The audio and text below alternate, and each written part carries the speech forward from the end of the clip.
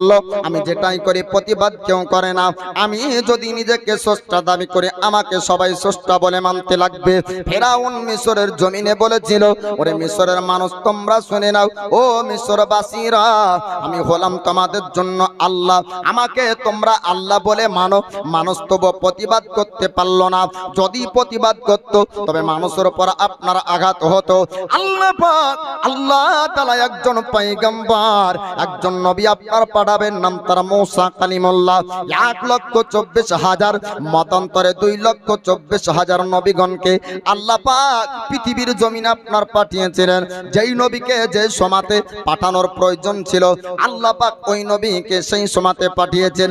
মূসা কালিমুল্লাহকে আল্লাহ পাক আপনার দুনিয়ায় পাঠাবেন। তার পূর্বে আপনার ফেরাউন একটা স্বপ্ন দেখলো। স্বপ্নটা দেখেছিল এমন, বাইতুল মুকাদ্দাস থেকে একটা আগুন, জ্বলন্ত আগুন চলে আসছে। মিশরের জমিনের সমস্ত ঘরবাড়িগুলা ওই আগুনের আপনার পড়ে যায়। এমনকি মিশরের রাজপ্রাসাদ আপনার, তার রাজত্বগুলো আপনার পড়ে ছারখার হয়ে যাচ্ছে। ফেরাউন রাত্রি বেলায় ভয়ঙ্কর স্বপ্ন দেখলো। দিনের বেলাতে বা আপনার রাজপ্রাসাদের মন্ত্রীকে ডাক দেয়, রাজপ্রাসাদের সেনাবাহিনীদেরকে ডাক দিল, রাজপ্রাসাদের মানুষদেরকে বলল। ফেরাউন বলল, ও আমার রাজপ্রাসাদের মানুষেরা, আমি রাত্রি বেলায় ভয়ঙ্কর একটা স্বপ্ন দেখলাম। কি স্বপ্ন দেখেছেন রাত্রি বেলায়? ফেরাউন বলতে শুরু করলো, বাইতুল মুকাদ্দাসের দিক থেকে একটা জ্বলন্ত আগুন আসছে মিশরের জমিনে, এবং মিশরের ঘরবাড়িগুলো ওই আগুনে জ্বলে পড়ে ছাই হয়ে যাচ্ছে। এমনকি আমার রাজপ্রাসাদ, আমার রাজত্ব পর্যন্ত জ্বলে গেল। এমন একটা আজব স্বপ্ন দেখতে পেলাম। তারা বলল, ফেরাউন ওগো রাজা, আপনার স্বপ্নের মানে যদি আপনি জানতে চান, যুগের বড় বড় স্বপ্নের তাবেকারী ব্যক্তিদেরকে আপনাকে ডাকতে হবে। আপনার স্বপ্নের মানে তারা বের করবে। এবার সেই যুগের বড় স্বপ্নের মানেকারী তাদেরকে আপনার ডাক দেওয়া হলো। এবার ফেরাউনের কাছে আসলো। আসার পরে এসে বলল, ওগো রাজা ফেরাউন, আপনি একটু বলুন আপনি রাত্রি বেলায় কি স্বপ্ন দেখলেন? ফেরাউন বলল, ওরে স্বপ্নের মানেকারী ব্যক্তি, আমি ভয়ঙ্কর স্বপ্ন দেখেছি। আমার স্বপ্ন দেখার পর আর রাত্রি বেলায় ঘুম হয়নি।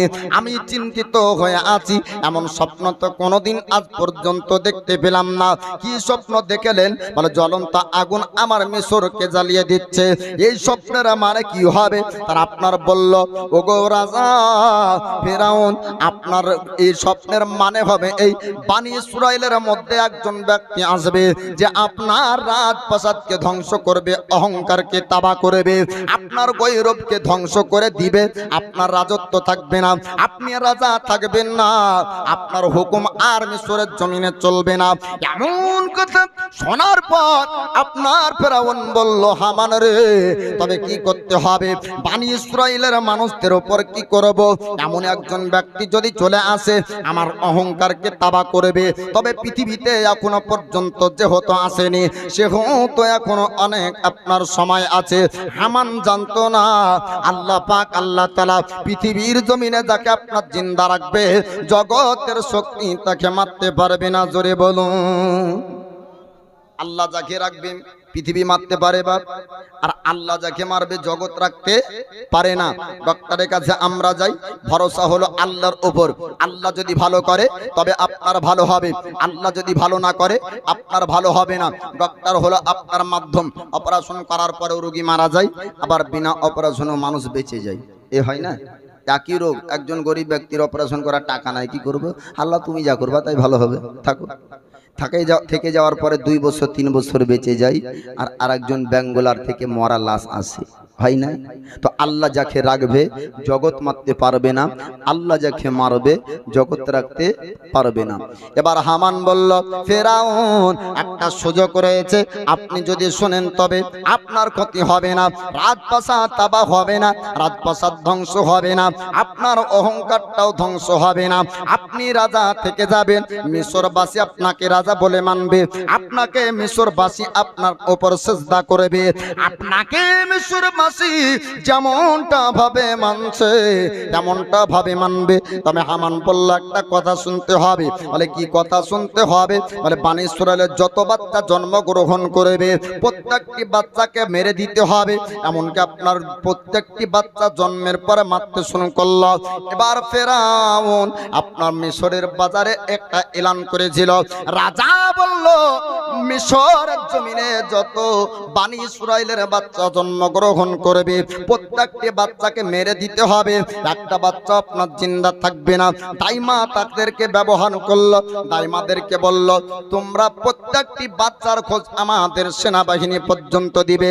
ফেরাউনি সেনাবাহিনীর কাছে তোমরা খবর পৌঁছিয়ে দিবে। বেতন দিয়ে আপনার দাইমা রেখে দিল।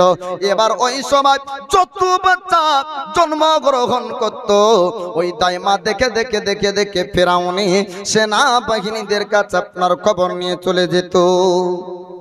যতটা বাচ্চা আপনার জন্মগ্রহণ করত এই ফেরাউনি সেনাবাহিনীদের কাছে এ দাইমা নিয়ে যে খবরটা আপনার পৌঁছিয়ে দিত।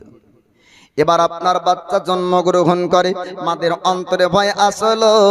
মা আপনার চাই না বাচ্চাকে জন্ম দেওয়ার পরে তার মরা মুখ আপনার দেখতে চাই। দুনিয়াতে 2 বছর 3 বছর আদর ভালোবাসা কিছুই করলো না, তারপরেও দেখবেন যে বাচ্চা যদি মরা বাচ্চা হয় তো ও মায়ের চোখ দিয়ে পানি ঝরে না? ঝরে না বাবা? চোখে দিয়ে পানি ঝরে, কারণ ও মা জানে 10 মাস 10 দিন 9 মাস 9.5 মাস এ গর্ভে বাচ্চাকে রাখার কি যন্ত্রণা। হ্যাঁ, এ ছেলে তো বুঝবে না, তো বিয়ে করেছিল, তো বিয়ে করে নতুন বউ নিয়ে বড় সুখের সংসার। আর বৃদ্ধা মা বৃদ্ধ বাপ কষ্ট করে।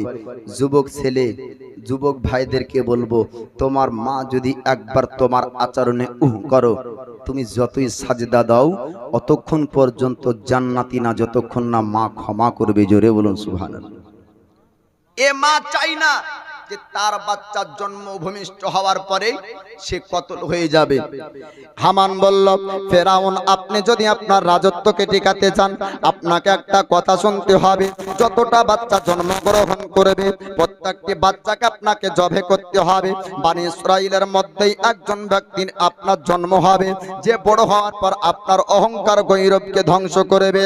ফেরাউন বলল ওরে হামান মিশরের জমিনে একটা এলান করে দে, যত আপনার বাচ্চা জন্মগ্রহণ করবে ফেরাউনের মধ্যে আপনার বনি ইসরাইলের মধ্যে সবাইকে জবে করা হবে। নারী ও পুরুষকে পর্যন্ত জবা করা হতো।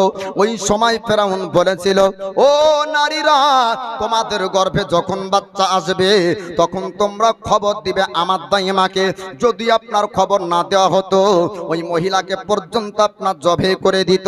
কিতাবের মধ্যে আপনার লিপিবদ্ধ রয়েছে 1 নয় 2 নয় ফেরাউন আপনার 12,000 বাচ্চাকে আপনার সেনাবাহিনীদেরকে দিয়ে জবাই করেছিল। কত বাচ্চা? 12,000 বাচ্চা। 12,000 বাচ্চাকে জবাই করার পর ফেরাউন বলল হামান রে একটা কথা বলতে চাই, আমি 1 নয় 2 নয় কয়েক হাজার বাচ্চা জবাই করলাম, তবে আমার কি ভয় আর থাকবে না? এবার হামান বলল ও ফেরাউন আমরা তো বয়সে আপনার বুড়া হয়ে যাব, আস্তে আস্তে আমাদের সময় শেষ হয়ে যাবে। আমরা যখন মরে যাব আপনার রাজত্বকে টিকানোর মানুষ পাবেন না। তার জন্য 1 বছর বাচ্চা মারতে হবে আর 1 বছর জিন্দা রাখতে হবে, তারা বড় হয়ে আপনার রাজত্বের কাজ করবে। এবার ফেরাউন করলো কি 1 বছরের বাচ্চা যখন হতো তাদেরকে আপনার কতল করত আর 1 বছর রেখে দিত। আল্লাহ পাক আল্লাহ তাআলা মুসা কালিমুল্লাহর মার উপর ইলহাম করে। আল্লাহর নবী মুসা কালিমুল্লাহর মার অন্তর আপনার চিন্তা হলো গর্ভে আপনার বাচ্চা আছে। আল্লাহ পাক আল্লাহ তাআলা জানিয়ে দেন আমার বান্দী তুমি চিন্তা করো না, আমার বান্দী তুমি টেনশন করো না, আমি আল্লাহ আমার পয়গম্বর মুসাকে আমি আল্লাহ জিন্দা জীবিত রাখবো। জোরে বলুন আল্লাহ পাক বলছেন হে আমার বান্দী তোমার চিন্তা করার কারণ নাই, আমি আল্লাহ জিন্দা রাখবো। তোমার গর্ভে থেকে যে সন্তান আসবে ও আমার মাহবুব বান্দা হবে। জোরে বলুন সুবহানাল্লাহ। এবার মুসা কালিমুল্লাহর মা তিনি তো মা চিন্তিত হবেনি। আল্লাহ পাক ইলহাম করে, কারো উপর ইলহাম হয় না, মূসা নবীর মার উপর আল্লাহর পক্ষ থেকে ইলহাম হয়। বলে কিভাবে বাঁচবে? আয় আল্লাহ স্রষ্টা তুমি একটু জানিয়ে দাও, বেঁচে থাকবে জিন্দা থাকবে তো সত্য, তোমার কথা মিথ্যা হবে না, তবে কিভাবে বেঁচে থাকবে সেটা একটু জানিয়ে দাও, সে পদ্ধতি অনুযায়ী আমার বাচ্চাকে আমি রাখবো। আল্লাহ পাক আল্লাহ তাআলা আপনার জানিয়ে দেয়, আমার বান্দী তুমি শুনে নাও, চিন্তা করবে না। যখন তোমার বাচ্চা ভূমিষ্ঠ হবে, পৃথিবীর জমিনে যখন তোমার বাচ্চা আসবে, তখন তুমি তাকে স্তন থেকে দুধ পান করাবে। যখন দেখবা অতিরিক্ত কান্না করবে, তখন তাকে কাঠের ওপর ভাসিয়ে দিবে, সিন্ধুকে তাকে ভাসিয়ে দিবে। ফেরাউনিরা যদি জানতে পারে, তখন তাকে তুমি সিন্ধুকে করে ভাসিয়ে দিবে। আল্লাহর পয়গম্বর মুসা কালিমুল্লাহর মা, তিনি আল্লাহ পাকের কাছে আপনার জানতে পারলেন। এবার মুসা কালিমুল্লাহর মা তিনি আপনার জেনে নিলেন তার বাচ্চা জিন্দা থাকবে, জীবিত থাকবে, চিন্তার কারণ থাকবে না। আল্লাহর নবী মুসা কালিমুল্লাহ তিনি আপনার পৃথিবীর জমিনে এবার আসছেন। আবার আল্লাহর বান্দি মুসা কালিমুল্লাহর মা আপনার কথা শুনেছিলেন আল্লাহ পাকের কাছ থেকে, যখন আমার বাচ্চা পৃথিবীর জমিনে আসবে আমি চিন্তা করব না, আমি দুধ পান করাবো। তবে দাইমার কাজ পর্যন্ত খবর চলে গিয়েছে, আর একজন পুত্র সন্তানের জন্ম আজকে হবে, আর একটা সন্তানের জন্ম হবে। দাইমা আপনার আসার পরে বাড়িতে উপস্থিত। আল্লাহর বান্দি মুসা কালিমুল্লাহর মার অন্তর আপনার ভয় হয়ে গেল। আল্লাহ পাক আল্লাহ তাআলা জানিয়েছেন আমার বাচ্চা জিন্দা থাকবে। তবে ফেরাউনের দাইমা জানতে পারলো, আজ যদি ফেরাউনের সেনাবাহিনীরা জেনে নেয় আমার বাচ্চা তো জিন্দা থাকবে না, তবে আল্লাহর প্রতি ভরসা রেখেছি আমার বাচ্চা মারা যাবে না। জোরে বলুন সুবহানাল্লাহ। আল্লাহর প্রতি পরিপূর্ণ ভরসা থাকলে কোনো না কোনো উপায় বের হয়ে যায়, তাই না?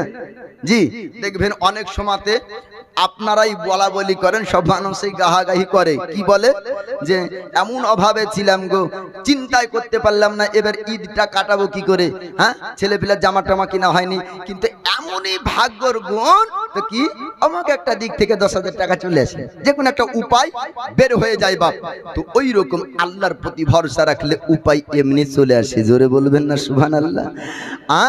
অচেনা রাস্তা যখন আল্লাহর প্রতি ভরসা হয়ে যায়, তখন দেখবেন রাস্তার কোন একটা দিক খুঁজে পাওয়া যায়।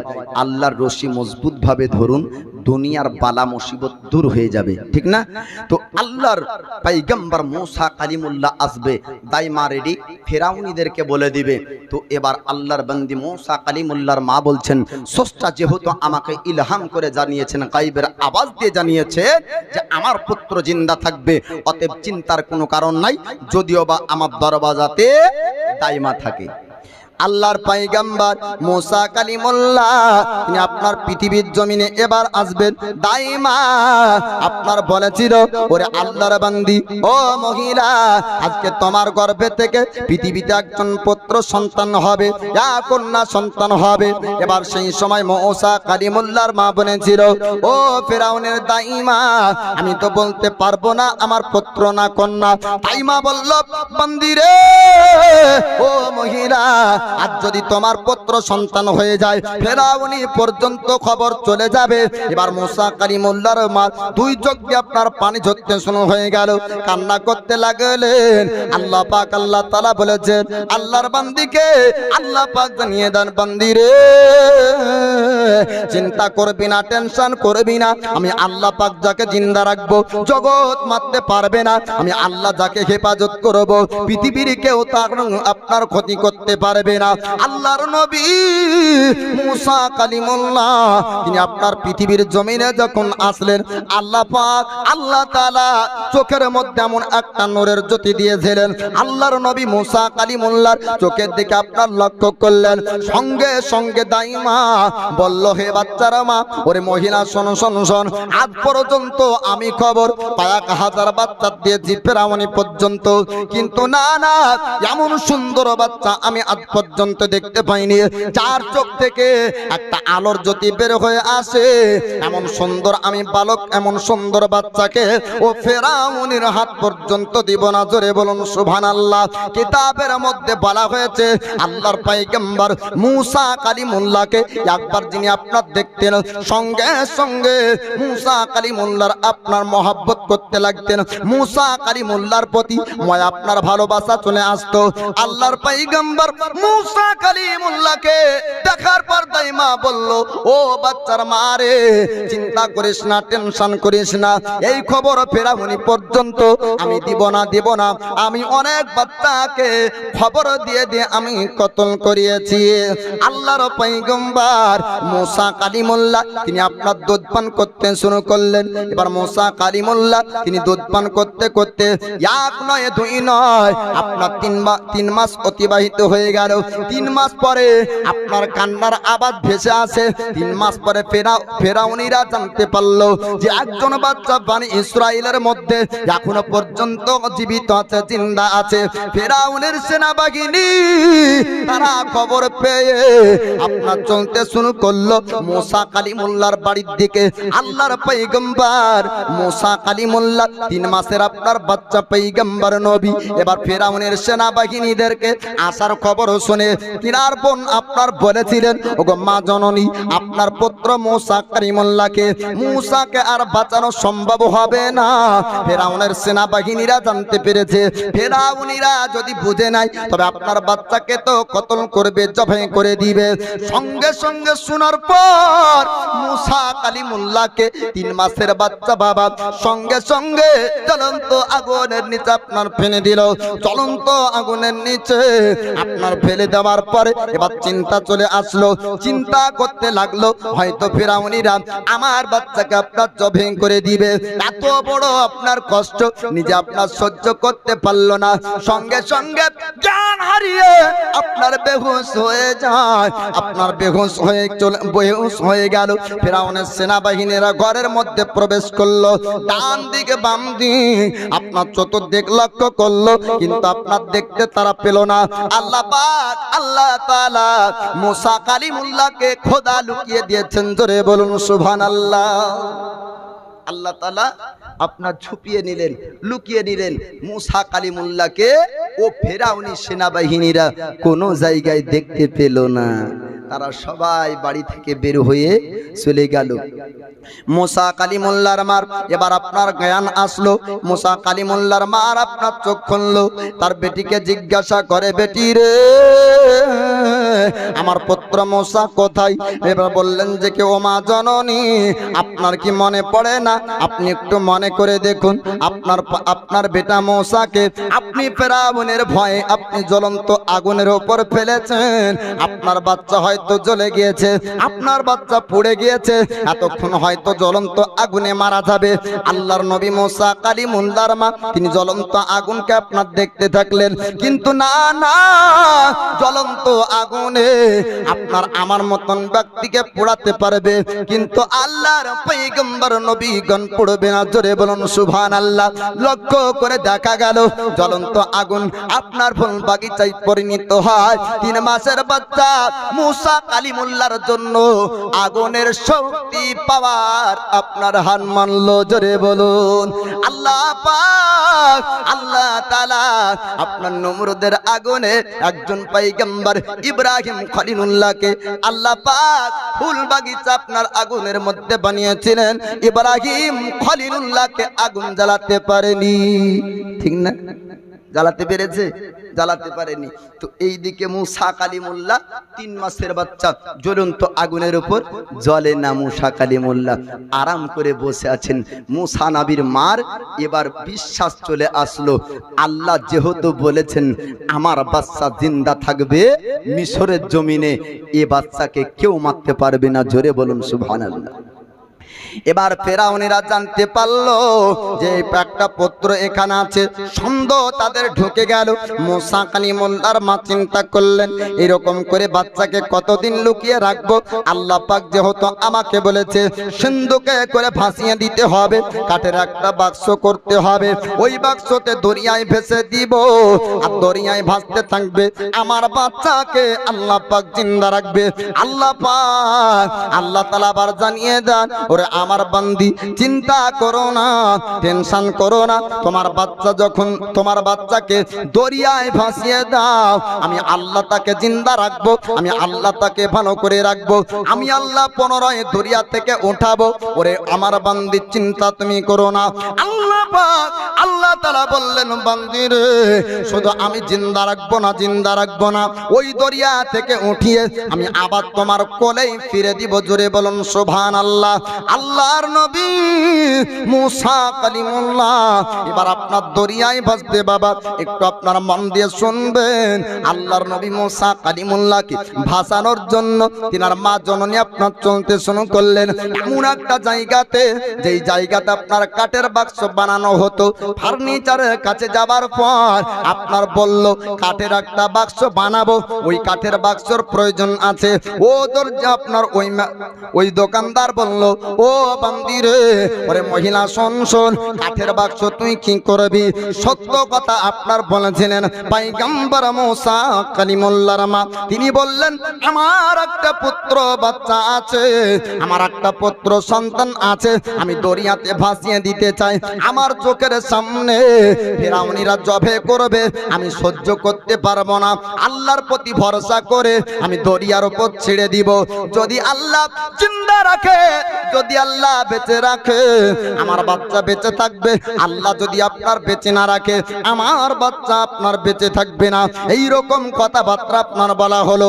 আল্লাহর পয়গম্বর মুসা কালিমুল্লাহর মা এবার ওই দোকান থেকে কাঠের বাক্স কিনলেন।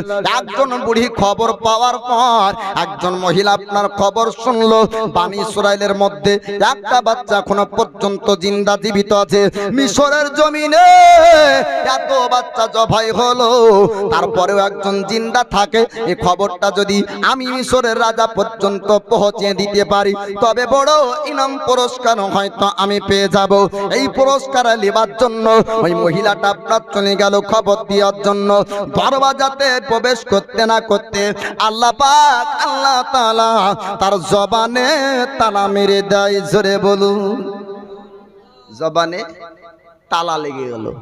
হ্যাঁ, বোবার মতন কথা বলতে পারে না। ও মহিলা চিন্তা করেছিল এই খবর যদি ফেরাউনি পর্যন্ত দিতে পারা যায়, তাহলে কি হবে? ইনাম পুরস্কার পাওয়া যাবে। এতগুলা বাচ্চাকে মেরে দেওয়ার পরে একটা বাচ্চা জিন্দা জীবিত আছে, এ খবর পাইনি, এ খবরটা যদি দিয়ে দিই আমি বড় পুরস্কৃত, আমাকে বড় পুরস্কার দেওয়া হবে, আমাকে পুরস্কৃত করা হবে। যাই, যেমনই রাজপ্রাসাদের দরবাজার কাছে যাওয়া, আল্লাহ পাক বলছেন তুই পুরস্কার নিবি? হ্যাঁ, তোর জবান আমি তালা মারবো। লেধিনি কি করে নিবি? কথা যাই বলতে আর পারে না, বোবা। এবার ইশারা করতে যায় তো ভুল ইশারা হয়। ইশারা করতে গেলে কি হয়? ভুল ইশারা হয়ে যায়। জি বাপ, বোবারা যখন কথা বলে দেখবেন ইশারা করে তো আমরা বুঝতে পারি নাকি এই করলে খাবে, তাই না? তো ও ইশারা করে এক, হয়ে যায় আরেক, মানে ভুলভাল ইশারা হয়ে যায়। এবার ফেরাউনিরা জানতে পারার পরে এ তো পাগলি এসেছে, মারোকে, ভাগা। মারার পরে তাকে তাড়িয়ে দিল। বাইরে যেমনই বের হয়ে আসলো আবার জবান খুলে যায়। আবার বললো এবার হয়তো বলতে পারবো, যাই ভিতরে। ভিতরে যাওয়ার পর আবার জবানে তালা লেগে গেল। আবার বাইরে আসে, কয়েকবার এরকম করলো। শেষবারের মতন বলে, স্রষ্টা ওগো রব, ওগো প্রতিপালক আল্লাহ, আমি বুঝে নিয়েছি তুমি তোমার এ বাচ্চাকে, তুমি এই বাচ্চাকে জিন্দা রাখতে চাও, জীবিত রাখতে চাও, তাই এ খবর দিতে দিবে না। তার জন্য আমার তালা বন্ধ করে দিচ্ছ, জবান বন্ধ করে দিচ্ছ। আমাকে এবারের মতন জবান ফিরিয়ে দাও, আমি আর এ খবর ফেরাউনি পর্যন্ত দিব না। জোরে বলুন সুবহানাল্লাহ। যেমনই অঙ্গীকার করলো, ওয়াদা করলো, আপনার অন্তর থেকে তওবা করলো, আল্লাহ পাক তওবা কবুল করে নিয়ে ওই জবানকে আবার ফিরিয়ে দিল। আর আমাদের তওবা আস্তাগফিরুল্লাহ আস্তাগফিরুল্লাহ আরবিতে পড়লে হবে না বাপ। তওবার নাম হলো কি, যে প্রকৃত অন্তর থেকে গুনাহের কাজকে, খারাপকে ঘৃণা করে আর পুনরায় না করার নাম হলো প্রকৃত তওবা, তাই না? তো এ ফেরাউনির সেনাবাহিনী পর্যন্ত তো খবর পেল না। আল্লাহর নবী মুসা কালিমুল্লাহর মা এবার সিন্ধুকে নিয়ে যাওয়ার পরে আল্লাহর নবী মুসা কালিমুল্লাহকে দরিয়াতে ভাসিয়ে দিবেন। আল্লাহর পয়গম্বর মুসা কালিমুল্লাহর মা দরিয়াতে আপনার ভাসানোর জন্য পয়গম্বর মুসা কালিমুল্লাহকে তিনি আপনার বাক্সর মধ্যে বললেন, এবার দুনিয়ার কাছে নিয়ে যায়। দরিয়াতে আপনার ছেড়ে দিলেন। আল্লাহ পাককে ডাক দিলেন, মাবুদ আমি তোমার ভরসাতে আমার বাচ্চাকে দরিয়ায় ভাসিয়ে দিলাম। তুমি বলেছো আমার বাচ্চাকে তুমি জিন্দা রাখবে, পুনরায় আমার কোলে তুমি উঠিয়ে দিবে। আল্লাহর পয়গম্বর নারায়ে তাকবীর, নারায়ে রিসালাত, মাসলাক আলা হাদরাত, উলামা আহলে সুন্নাত, উলামা আহলে সুন্নাত, জীবনী গায়ক বক্তা হযরত কারি মাওলানা জাকির হোসেন রিজভী সাহেব, নারায়ে তাকবীর, নারায়ে রিসালাত। এই দেখেন প্রধান বক্তা আজকের কে আসেনি? ও বক্তাও যে এতক্ষণ ধরে রেডি হয়ে আছে, বুঝবই বা কি করে? বক্তা নামার পরে আনরেডি হয়ে যায়, এটা তো রেডি।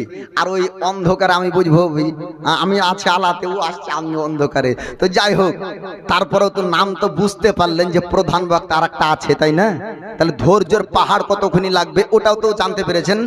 হ্যাঁ, শেষ আখরি মোনাজাত করে যাব, সকলে বলুন ইনশাআল্লাহ। সোনার মদিনায় নবীজির যায়, মন যে আমার যেতে চাই, চাই না? হ্যাঁ, বিনা পাসপোর্ট ভিসাতে যদি চান্স পান তো যাবেন না? টাকা লাগবে না, হ্যাঁ কোনো টাকা লাগবে না। বিনা টাকাতে যদি যাওয়া যায়, কে কে যাবেন তো একটু হাত উঠান তো। বিনা টাকাতে যদি মদিনা যাওয়া যায়, বাদ বাকি গেল অফার পেলেও যাবেন না। জি নামান নামান, রাগ করিয়েন না।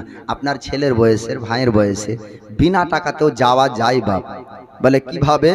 অন্তরের মধ্যে নবীর মোহাব্বত রাখুন, মদিনা নয় মদিনাওয়ালা আসবে। জোরে বলুন সুবহানাল্লাহ। সোনার মদিনায় নবীজির যায়, মন যে আমার যেতে চায়। সোনার মদিনায় নবীজির যায়, মন যে আমার যেতে চায়। কানে শুনেছি সোনারি মদিনা, দেখিনি দু চোখে তার নিশানা। মাদাদ করো ও গো দয়াময়, যেতে পারি জানো নবীজির যায়। সোনার মদিনায় নবীজির যায়, মন যে আমার যেতে চায়। তো এ ফেরাউনির সেনাবাহিনীদের কাছ থেকে বাঁচানোর জন্য আল্লাহর পয়গম্বর মুসা কালিমুল্লাহকে সিন্ধুকে করে এবার দরিয়ায় ভাসিয়ে দিলেন। আল্লাহর পয়গম্বর মুসা কালিমুল্লাহকে দরিয়াতে আপনার ভাসানো হলো, দরিয়াতে আপনার নামিয়ে দিলেন। আল্লাহর নবী মুসা কালিমুল্লাহর মা বলে, মাবুদ আমি তোমার প্রতি ভরসা রেখেছি, তুমি আমাকে বলেছো জিন্দা রাখবে আমার পুত্র আমার বাচ্চাকে, আবার কোলে আমার ফিরিয়ে দিবে। আমি তোমার ভরসায় দরিয়ায় নামিয়ে দিলাম। দরিয়াতে আল্লাহর পয়গম্বর মুসা কালিমুল্লাহ নেমে যায়। আল্লাহ পাক আল্লাহ তাআলা ফেরেশতা পাঠিয়ে দেয়, ও আমার মালায়েকা ওই দেখো আমার পয়গম্বর আমার রাসূল দরিয়ার উপর ভাসে। যাও দরিয়ায় সিন্ধুকটাকে, দরিয়ায় বাক্সটাকে তোমরা একটু নিয়ে বাড়াও, নৌকার মতন, আপনার নৌকার মতন চতুর্দিকে আপনার নিয়ে যেতে যেতে যেতে যেতে আল্লাহ পাকের ইশারা ফেরাউনিরা তার সেনাবাহিনীরা তার আপনার রাজপ্রাসাদ আজাদের বান্দিরা এবং তার বেটি এবং আল্লাহর নেককারী আপনার বান্দি, আল্লাহর প্যারি বান্দি, নাম তার হযরত আসিয়া। তিনি আপনার চললেন, যাওয়ার পরে ও দরিয়ার কাছে গিয়েছেন। ফেরাউনের বেটি আপনার গোসল করবে, এমন একটা অসুখ হয়েছিল। কবিরাজ মহাশয় বলেছিল, ও রাজা ফেরাউন, ওই দরিয়াতে গিয়ে যেতে হবে। অপরিচিত একজন ব্যক্তির চেহারা দেখানোর পরে ও ব্যক্তি দ্বারা আপনার বেটি ভালো হবে না, কেউ ভালো করতে পারবে না। তার জন্য দরিয়ার কাছে যায়, আপনার দরিয়াতে গোসল করবে। আল্লাহ আপনার ফেরাউনের সেনাবাহিনীরা তারা পর্যন্ত ওখানে উপস্থিত ছিল। এবার মহিলারা গোসল করতে করতে লক্ষ্য করলো দরিয়াতে একটা কাঠের বাক্স ভাসে, একটু বাচ্চার কান্নার আওয়াজ, আপনার চিৎকার আসে। সঙ্গে সঙ্গে ফেরাউন সেনাবাহিনীকে বলল, ওই দরিয়ার মাঝ থেকে বাক্সটাকে কিনারায় লাগাতে হবে। আল্লাহর পয়গম্বর আপনার মুসা কালিমুল্লাহর বাক্সকে ফেরাউনের সেনাবাহিনীরা কিনারায় লাগালো। এবার ফেরাউন বলল, ও সেনাবাহিনীরা, একটু ভিতরটাকে দেখো, তার মধ্যে কি আছে। তারা আপনার চেষ্টা করলো, কিতাবের মধ্যে বলা হয়েছে, কিন্তু তারা আপনার পারল না। তাদের শক্তি হার মানলো, তাদের ক্ষমতা আপনার হার মানলো। যত চেষ্টা করলো একবারের জন্য খুলতে পারলো না। আপনার আল্লাহর প্যারি বান্দি হযরত আসিয়া বললেন, ও সেনাবাহিনীরা, তোমরা সরে যাও, আমি আসি একবার দেখতে চাই এই বাক্সটা খোলা সম্ভব হবে কিনা। একবার চেষ্টা করতে না করতে আল্লাহ পাক আল্লাহ তাআলা মুসা কালিমুল্লাহর নূরানি চেহারাকে দেখিয়ে দেয়। জোরে বলুন সুবহানাল্লাহ। হযরত আসিয়া আল্লাহর পয়গম্বর মুসা কালিমুল্লাহর চেহারার দিকে লক্ষ্য করলেন। আল্লাহ পাক আপনার চোখের মধ্যে মুসা নবী আপনার নূর দান করেছিলেন। নূরকে দেখার পর ফেরাউনকে বলল, স্বামী গো, এত সুন্দর চেহারার একজন আমরা ছেলে পেয়েছি, এই বাচ্চাকে নিয়ে যাব বাড়ির মধ্যে এবং নিজের আপনার পুত্র বেটা বানাবো। ফেরাউনের সামনে হামান নামক পাপী বলেছিল, ও রাজা ফেরাউন, আপনি কি এই বাচ্চার পরিচয় সম্পর্কে জানেন? ফেরাউন বলল, না না, এই বাচ্চার পরিচয় আমার জানা নাই। এবার বাচ্চার পরিচয় না জেনে আপনি বাড়ি কেন নিয়ে যাবেন? এমনটাও তো হতে পারে কোন বানি ইসরাইলের গর্তে এসেছে, বানি ইসরাইলের কোন বাচ্চা হবে, হয়তো আপনার ভয়ে দরিয়ায় ভাসিয়ে দিয়েছিল, এই বাচ্চাকে কতল করে ফেলবেন। আসিয়া বললেন, স্বামী গো, না না, যতক্ষণ পর্যন্ত পরিষ্কার না বোঝা যাবে এই বাচ্চা কোন বংশের, এই বাচ্চা কোন খানদানের, কোথায় থেকে বা ভেসে এসেছে, আপনি খবরদার খবরদার নিরীহ মাসুম বাচ্চাকে জবে করবেন না।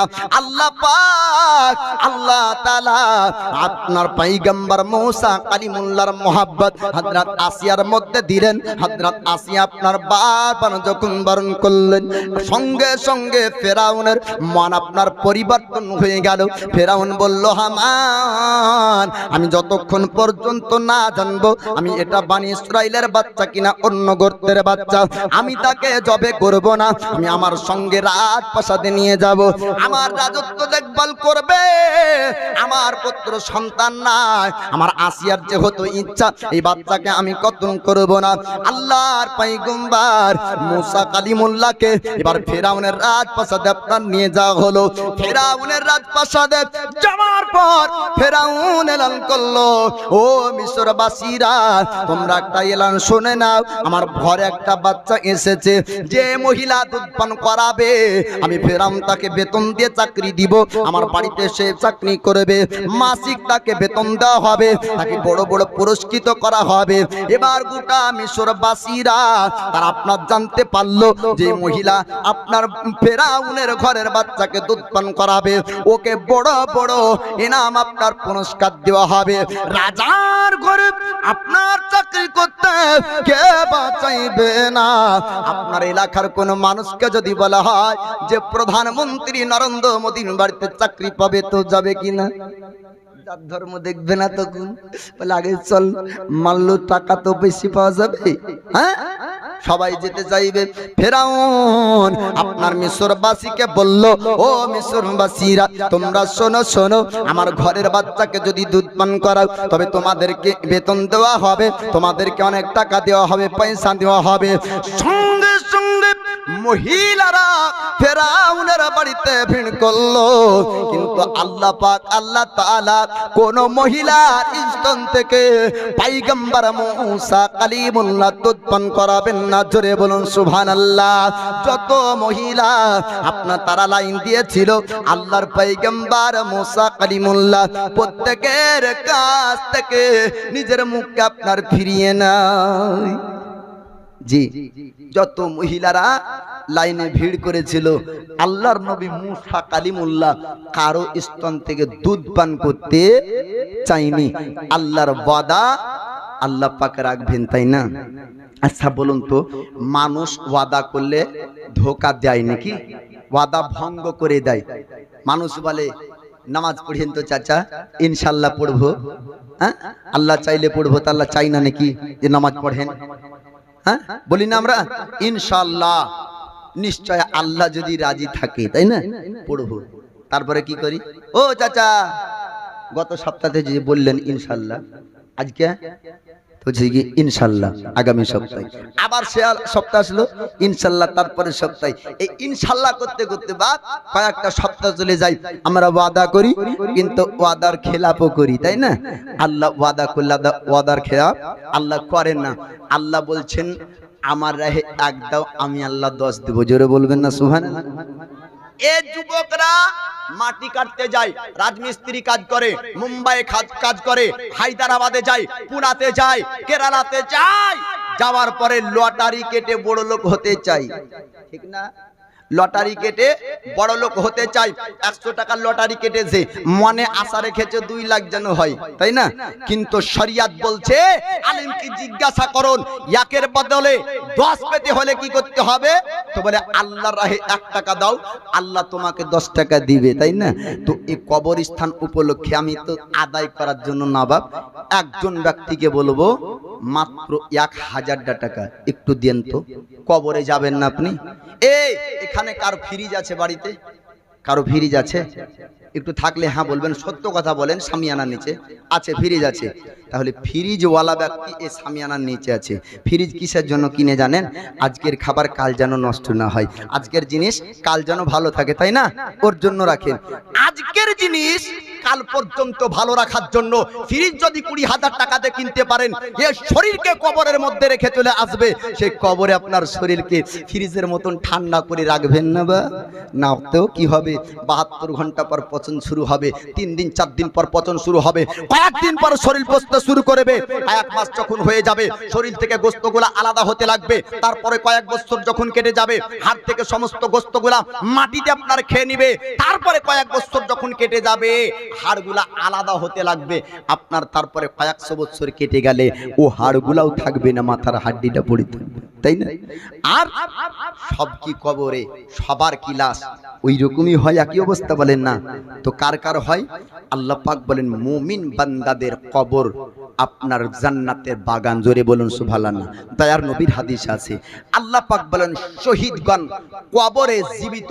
একবার বলবেন না সুবহানাল্লাহ? শহীদগণ কবরে জীবিত। এ দ্বারা প্রমাণিত হয় সবাই আপনার মরে পচে গলে যায় না, তারাই যায় যারা দুনিয়াতেই মরা ছিল, তারাই যায় যারা দুনিয়াতে মরা ছিল। কবরের ফ্রিজ কেনার জন্য আর পাক পাঞ্জাতনের জন্য আর 4 জন আসেন তো চটচট করে, তারপরে আমি আমার আলোচনা শুরু করব বাবা, আবার শেষ করব। 1000 টাকা। চাচার নাম কি হলো? বেনামে কাবাতুল্লাহ। নারায়ে তাকবীর। আল্লাহু আকবার বললে লস আছে নাকি? 80টি নেকি পাওয়া যায়। কটি? 80টি নেকি পাওয়া যায়। তাকবীরের ধ্বনি জোরে দেন। সাহাবীরা তাকবীরের ধ্বনি দিয়েছিলেন, যুদ্ধের জং আপনার যুদ্ধে জয়লাভ করেছেন। জোরে বলুন সুবহানাল্লাহ। সাহাবীরা বলছে হুজুর এই পাহাড়ের চারিপাশে তাকিয়ে দেখলাম তারা সংখ্যায় অনেক, কি করে যুদ্ধ করব?